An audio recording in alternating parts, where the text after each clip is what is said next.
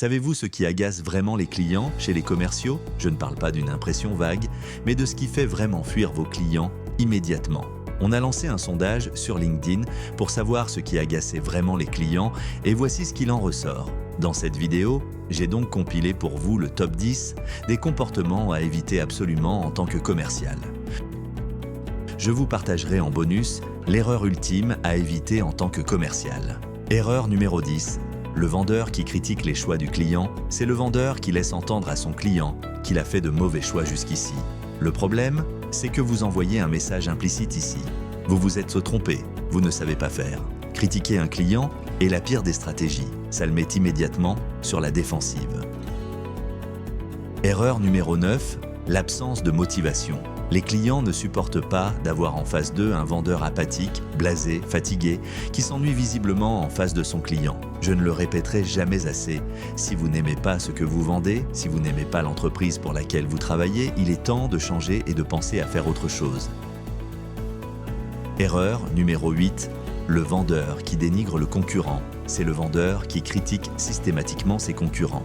Plutôt que de valoriser ses propres qualités, il choisit de dénigrer les autres, pensant ainsi paraître meilleur. Ne faites jamais cette erreur.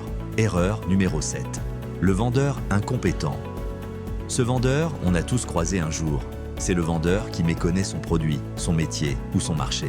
C'est celui qui répond à côté lorsqu'on lui pose une question qui ne connaît rien ou celui dont on sent qu'il a été formé en 2 jours avec un e-learning et un quiz. C'est aussi le commercial qui s'en fout tout simplement, qui n'est pas curieux et pas motivé.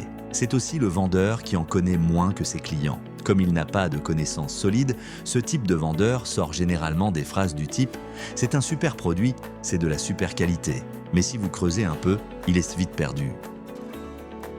Erreur numéro 6.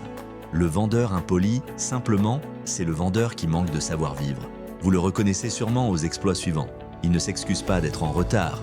Il a une tenue négligée. Il répond à ses SMS. Il ne dit ni bonjour, ni merci, ni s'il vous plaît. Il ne vérifie pas si son client est disponible et commence son pitch. Il coupe la parole. Il s'adresse seulement aux décideurs en négligeant les collaborateurs. Il s'assoit sans y être invité ou ne vous regarde pas dans les yeux. Erreur numéro 5. Le discours stéréotypé. Le commercial dans CAK a un discours trop standard. Il récite des discours appris par cœur et ça donne l'impression d'être un numéro parmi tant d'autres. Bref, tout sauf un discours personnalisé. Erreur numéro 4, le vendeur arrogant. C'est celui qui vous fait croire qu'il est le meilleur ou qui vous fait comprendre que vous êtes un petit client. Pour lui, tous ces vendeurs arrogants vous prennent de haut et méprisent indirectement leurs clients. Ne soyez pas ce vendeur. Erreur numéro 3, la pression commerciale. Celui-là, on l'a tous eu un moment ou un autre, c'est le commercial insistant et lourd. C'est le vendeur qui ne comprend pas ce que signifie le mot « non ». Il continue son argumentaire parce qu'il doit vendre ce produit absolument. Erreur numéro 2, l'absence d'écoute.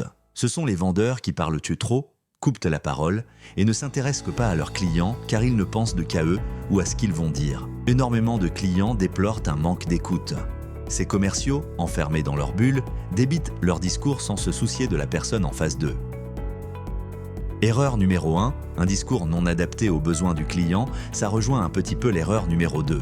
Dans ce cas-ci, le vendeur ne s'intéresse pas aux besoins réels de son client, ne pose pas de questions et ne cherche pas à comprendre la situation du client. Il déroule son discours et se retrouve hors sujet et ruine presque toutes ses chances.